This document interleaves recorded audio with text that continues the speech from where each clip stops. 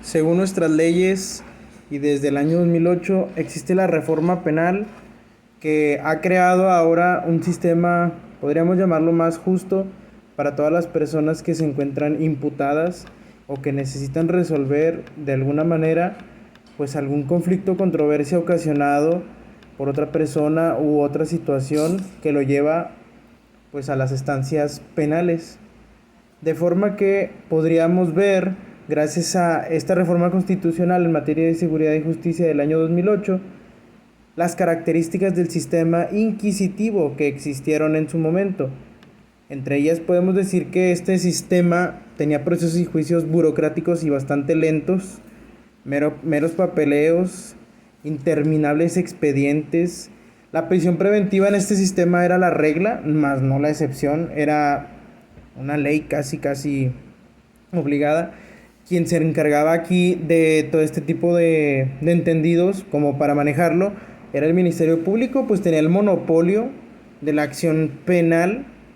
Casi que el Ministerio Público determinaba la imputabilidad de los actos y el juez simplemente rectificaba.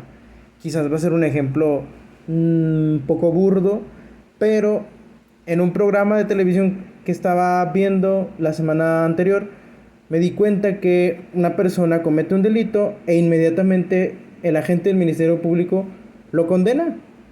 Ni siquiera le hace conocer sus derechos, no le permite hablar, etcétera, ¿no? Simplemente le dice, tú cometiste este delito porque yo te descubrí, sin investigarlo.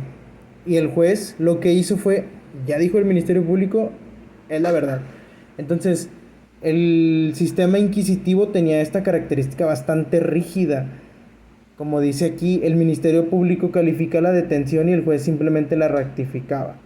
Las actuaciones del Ministerio Público tenían un valor probatorio pleno, gozaban de una fe pública total. Y también en el sistema inquisitivo, el auto de formal prisión, pues implicaba que se abriera el periodo de instrucción y aparte se suspendían los derechos de la persona imputada. Y además se le mantenía pues recluido. Ahora bien, el desahogo de pruebas en este tipo de sistemas era largo, tardío, se utilizaba también el arraigo como un sistema discreta o discrecional del Ministerio Público, lo que generaba abusos de autoridad hasta cierto grado. Y además la legislación hacía la distinción entre delitos graves y no graves, de forma que se llegaba a una ambigüedad en la forma de darle sentencia o continuidad pues a todos los casos.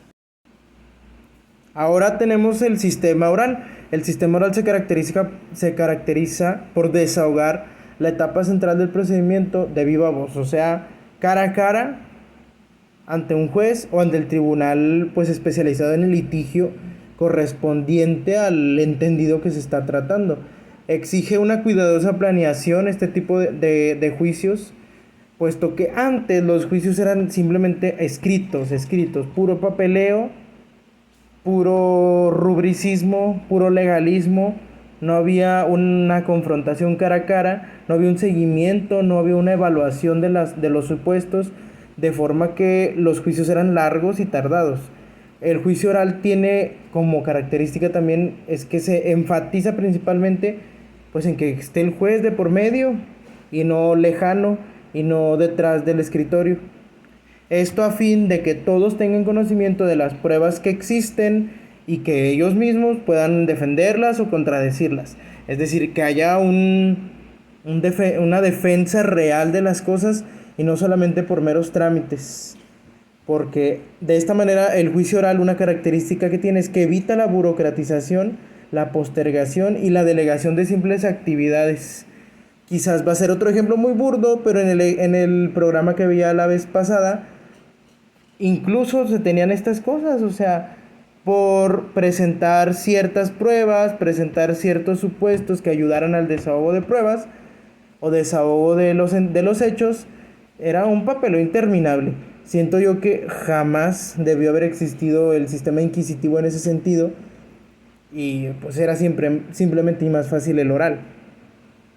También decimos que el sistema oral sirve para que las partes intervengan y los acusados, y en el caso de que los acusados solamente se vean afectados por órdenes judiciales y nunca por la actuación arbitraria de la policía o del órgano investigador de delitos. O sea, que no solamente se tenga como fidedigno lo que la persona, en este sentido la policía o el ministerio público, ya declaró como una verdad, se quede como una última verdad, sino que se investiguen los hechos y se desahoguen las pruebas para que todo llegue a un buen entendido. Los sujetos procesales, ahora vamos a ver los sujetos procesales en el sistema oral. Según lo que nos dice Justicia Penal de nuestro gobierno mexicano, los actores, por decirlo de esta manera, del nuevo sistema de justicia penal, pues serían la víctima, la persona que sufrió el delito, el imputado, sobre quien recae el supuesto o la presunción de la participación delictiva, los policías, orientados a una profesionalización de las técnicas para actuar e investigar, no solamente para condenar, los peritos, que son los expertos científicos tecnológicos para recabar y confirmar lo que se dice, los defensores, los abogados, todos los que necesitan intervenir de manera legal y formal, el Ministerio Público, que es el que investiga los delitos en este sentido, pero no ahora solamente como un dogma de fe, sino como un auxiliar y no solamente como un inquisidor. Los jueces, que su responsabilidad no es juzgar en el sentido de decir lo que ellos piensan, sino de impartir realmente la justicia. Esos son los actores o los sujetos de proceso en el sistema penal. Los principios básicos en el sistema acusatorio, así como el sistema oral, el proceso acusatorio también tiene principios procesales como la igualdad ante la ley, la igualdad de partes, los juicios previos, la presunción de inocencia, etc. Pues también existen los principios rectores o los principios básicos en este sistema, como la publicidad, audiencias públicas, juicios transparentes, contradicción, todos tienen el derecho de desahogar o de tratar de devenir el avance de las pruebas que se tienen en el juicio, es decir, contradecirlas. Continuidad, que son audiencias continuas. La concentración, es decir, las audiencias consecutivas. Y la inmediación, que es la presencia definitiva del juez. Para concluir este supuesto, tenemos las etapas del proceso penal en el nuevo sistema de justicia, que vendrían a ser 3: investigación inicial, intermedia y juicio oral. La investigación inicial es la considerada la más importante según Justia México, que explica los supuestos de nuestras leyes. Es decir, es considerada una etapa importante ya que el Ministerio Público recaba indicios, evidencias y elementos para formular una acusación. Ahora sí que no solamente actúa como un inquisidor, sino como realmente un auxiliar que recabe datos para que en el proceso exista realmente la impartición de la justicia. La segunda etapa es la intermedia, que significa depurar hechos, derechos y medios de prueba, escritos de acusación depurados. Se tiene la purificación de este tipo de documentos a falta de elementos insuficientes o agregados que van suscitándose conforme avanza la investigación.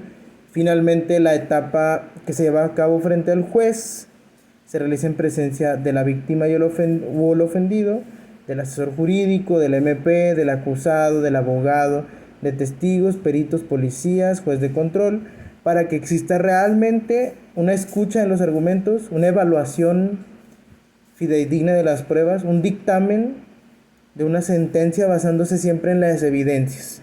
La sentencia puede ser absolutoria o condenatoria, y pues eso serían las etapas de este juicio oral que se derivan de esta reforma en el 2008 a la Constitución.